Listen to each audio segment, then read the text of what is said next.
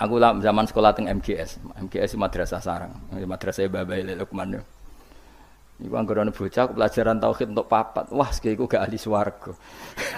Mergo tauhid jeblok. Tapi anggere sing tauhide do untuk 7 8 senajan to fikih 5, tasawuf papat itu ahli swarga. Nanti malaikat itu merujuk rapot ini. Jadi jare malaikat itu merujuk. Jadi nak rapote kok tauhide papat neraka, mergo tauhide jeblok merah. Tapi nak tauhide 8 swarga.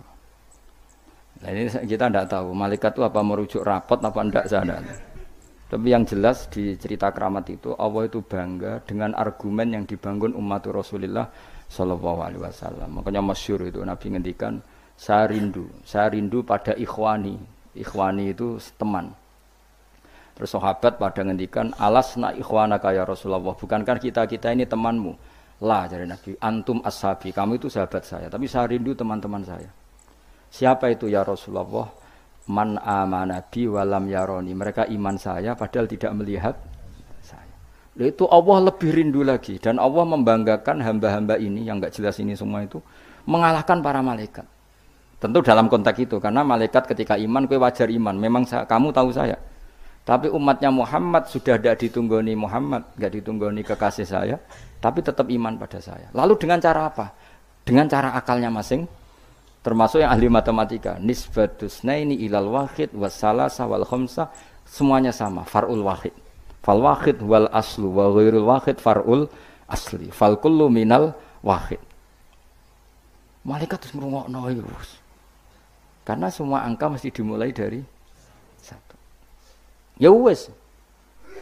Akhirnya malaikat wis angka cek miliatan wis makhluk cek jumlahe miliatan ratusan miliar gak ono ngaruhe tetep itu kabeh far'ul wahid dimulai dari al-wahid.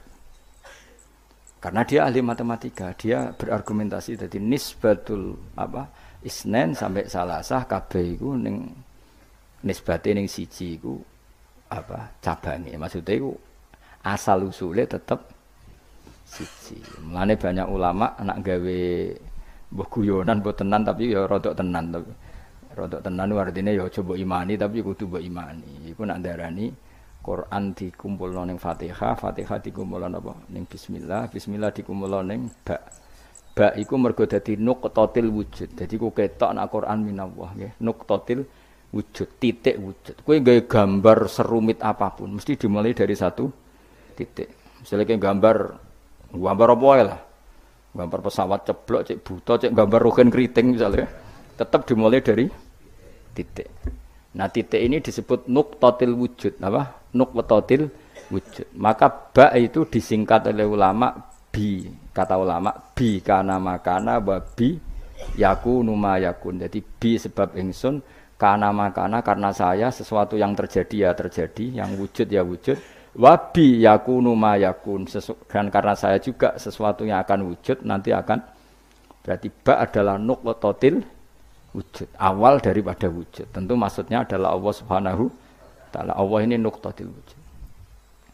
Nah, kenapa kita butuh angka 1 bukan angka 0? Karena 0 itu di matematika itu adamiyah, sesuatu yang enggak ada kalau di depan. Kalau di belakang enggak apa-apa, dihilangkan. Tapi kalau di depan nggak bisa.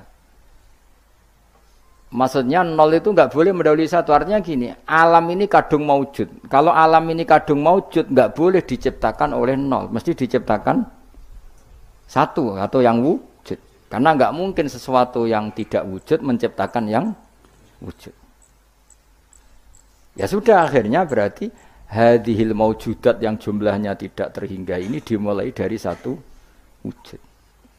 Sama angka 2, 3 seterusnya dimulai dari 1. Maka engkau ya Allah harus 1.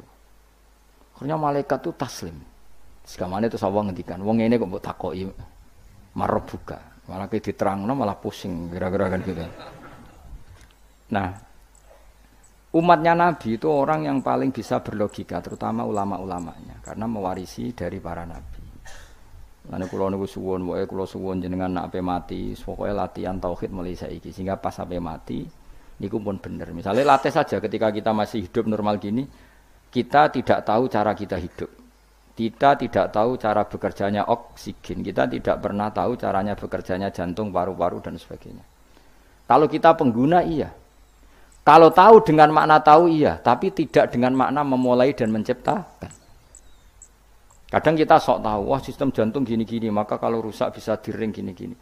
Tapi lagi-lagi pertanyaannya, sistem jantung begini-begini itu dari setelah ada apa kita yang menciptakan? Setelah ada, kita sebetulnya hanya menyaksikan. Nah artinya apa? Zaman kita hidup pun sebetulnya tidak pernah tahu cara hidup kita. Sama setelah kita mati juga nggak tahu caranya kita hidup lagi. Berarti hidup dan mati adalah sama.